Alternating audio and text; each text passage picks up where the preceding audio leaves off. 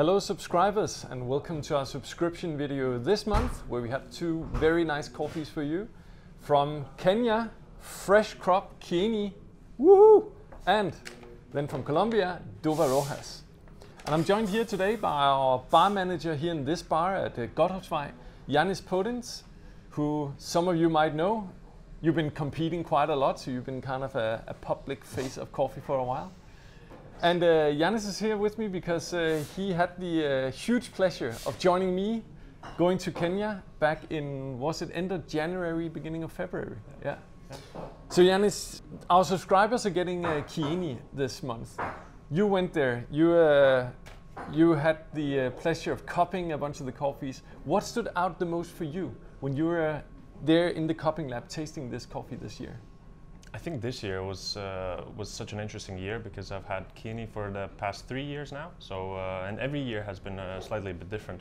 So I must say I was a little nervous to cup the coffee, especially down in Kenya. And but as soon as we had the first tables of the Kenyan coffees, it was clear that this year is such high quality, and we're back to that lively and crisp acidity. So I was really excited about that.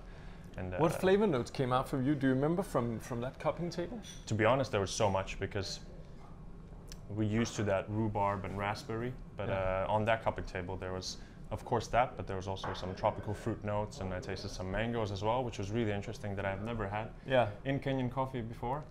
And I think we were both, I remember that we were both quite surprised with some of the cups that were just something completely different that I've ever tasted from Kenya. And I think for me it was quite nice this year because we do a big table, blind cupping, we taste multiple coffees, and we blind cup everything, and then we're picking out which was our favorites. You could think that maybe I'm just so accustomed to a certain flavor profile from Kieni, so I always pick that as my favorite. But you picked it as well. It was quite funny, like out of, I don't know, what did we cup, like 20, 30 coffees on the first table even. Yes. And that was our favorite. So this year, Jospat and Charles have been working very hard on the quality at Kieni. And you actually met them before we went there, because Jospat and Charles, who are the manager and the chairman of the cooperative Kieni, came to visit us here in Copenhagen back in, I think it was September, October last year. Yes. How was it different for you having them here and then coming to visit them on their turf?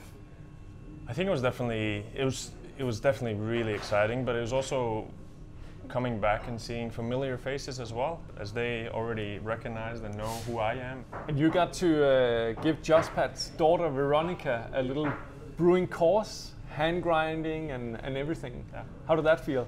I think that was great. I think she was pretty good to begin with. I mean, she had the right technique and the right attitude to brew a good cup of coffee, so I think it was nice just being in there, kind of being welcomed in Jospat's house. And I think it's invigorating for us to see, because traditionally the farmers in Kenya don't drink coffee themselves. They have this post-colonial history from the British, so they're drinking tea. And there's something absurd about being at some of the best coffee farmers in the world and then being invited in for tea and not coffee. So it's kind of invigorating to see that that's changing, that there's a young generation who is finding interest in coffee, who thinks it's exciting to brew coffee and to drink coffee. So to explain a little bit of background, Jospat, as I mentioned, is the factory manager of this cooperative called Kieni. And Kieni is a cooperative of about 1,000 members, so 1,000 farmers who deliver cherries to this washing station. At the washing station, they remove the pulp, they ferment the coffee, and they dry it, wash it. All these things goes on at the factory, and all of that is overseen by Jospat. It's actually one of the areas that Jospat has been focusing on a lot this year, is the drying phase of the coffee, because you need to slow that down quite a lot. Otherwise you risk the coffee becoming woody or aged too fast. So we also went to visit some of the farmers that are members of the cooperative. Joseph Ngari is one of them, and I actually try to visit him every year I go there, because he's a very passionate farmer. He only grows SL varieties, which are the old ones. Do you remember what he was showing us at his farm, or Shambas as it's called? Yeah. Well, first of all, he was very excited to see you. He was shouting at you from a mile away. He was preparing for the next season's harvest, so he was cleaning under the weeds underneath the tree, and is actually pruning the trees, so you'd have more energy that the tree takes from the ground and actually devotes it to the branches that are left, so you have more of the nutrients coming in for the right branches where the coffee is actually growing, and resulting in a better yield and better flavor for the next year. So, and I think it's a good reminder that there's work happening on the farm all year round, not just during harvest, even though that's the most exciting time for everybody, but there's a lot of work to be done in all the months between. All right, but let's have a taste of the Kieni fresh crop.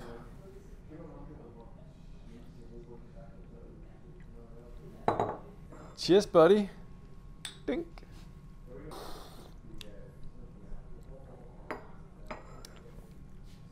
I can get down with that. I'll save more for later. Yeah. That is just so fresh. It's like just, whew, just incredible acidity, just deep, yeah, really vibrant.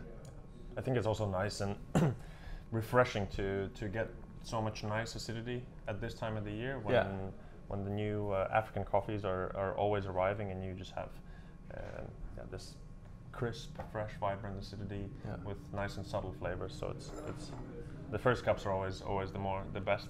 And I think acidity is really the pinnacle of Kenyan coffees. I think the best Kenyans have a level of acidity that you simply don't find anywhere else in the world. There's nice acidic coffees from Ethiopia, Colombia, other countries, but nothing that really gets to this intensity that the best Kenyans have. Acidity is sometimes a challenging thing for new coffee drinkers. Sometimes it can be a little off-putting if you're not really sure what's going on. We also hear that a lot of people confuse acidity and bitterness, which are two quite different things. For me, I think acidity has always been like the really interesting thing in coffee. What brings coffee to life. It's what gets my mouth watering. No doubt that this is our most acidic coffee in the menu whole year round. And I think right now it's just really popping. It's like a lot of like a rhubarb kind of note to it for me. Yeah, I think there's a lot of rhubarb, as you say, but also a lot of raspberry and a bit of that lime kind of citrus note as well, which is really refreshing and really kind of crisp and makes the flavor really stand out from all of the other coffees that we have on the menu at the moment. And then what I think is especially interesting, and this is where Kieni can be exceptional on the best years, is this added layer of some floral aromas, like lilac tree blossoms, but if you've been to a coffee farm, also the kind of jasmine-like coffee flower scent. And it's very subtle. It's not as floral as some of the best washed Ethiopian, but it's almost like an added layer to this coffee. So I find that super exciting when we have that in the Kieni. All right, so that was Kieni.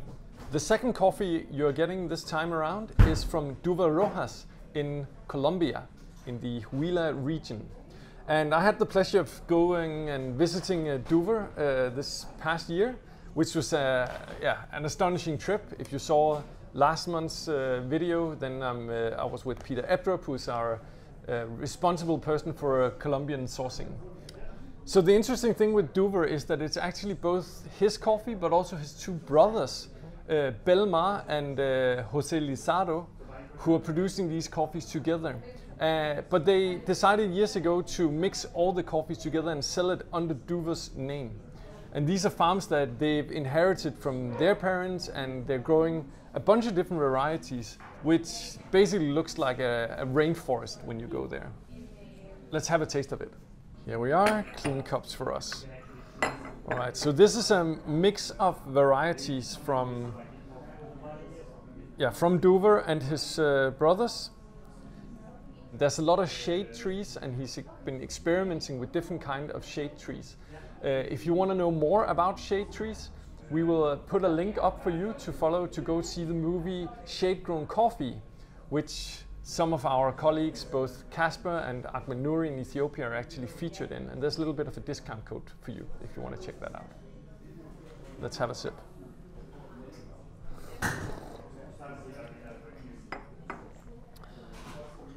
All right, Janne. So if you compare these two coffees, the Kieni compared to the Duver, Are there anything you would do differently brewing these two coffees? I think first and foremost, I would change the grind size for them. That would be the biggest difference. Brewing wise, as we do also at the coffee shops, we brew all the coffees to the same recipe because we find we get the best out of the character of the coffee, and we get the best flavors that complement the style that we roast the coffees. You can find those recipes, as I say, online on our website under the Learn section. There's brew guides, and you can download for Kalita or French press or AeroPress or whatever you want. I would definitely start just adjusting the grind size. From my experience, the Colombian coffees are usually more less dense as a bean as the Kenyan coffee. So you can need to actually go a bit finer on the grind size to extract more of the flavors and get to that kind of really, especially with this coffee, to get to that kind of deep, sweet, rich sweetness and really nice kind of subtle acidity. I noticed that at home as well on my grinder. I grind the Kenyans quite a lot coarser than the Colombians, for example.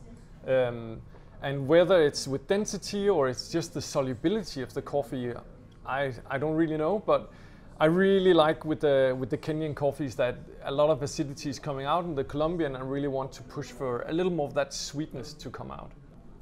So what are you getting of flavor notes in the cup on this coffee? I think straight away you get a lot of hazelnut and that kind of mild milk chocolate flavors, but also you get a hint of that pear that supplements that subtle acidity.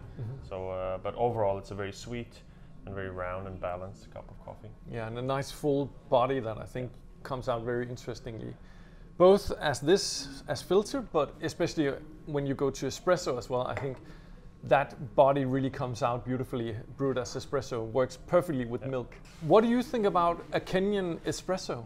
Does that work with milk? I think it can definitely work with milk. It depends again of how you brew the coffee. It will always have that kind of unique acidity that you have in the cup, and but there's different kinds of acidity. So I think extracting more flavors and getting a lot more of the sweetness out of the coffee will definitely benefit. And to be honest, some of the best cappuccinos I've had is actually been from the Kieni.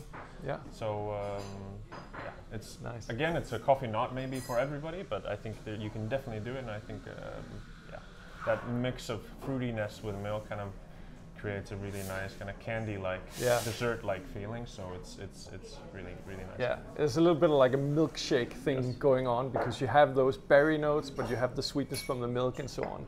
I personally love it as well. For some, it might be a little much with the acidity and the milk, but try it out. Let us know what you think. It's going to be interesting to get some feedback on this. I think that sums it up for us for today. Thanks for joining me, Yannis. Thanks for having me here. Yeah. It's been a pleasure. Thanks for watching, and we'll see you again next time for 2 new coffees. Hope that you liked everything you saw, and I hope you loved the coffees. Take care.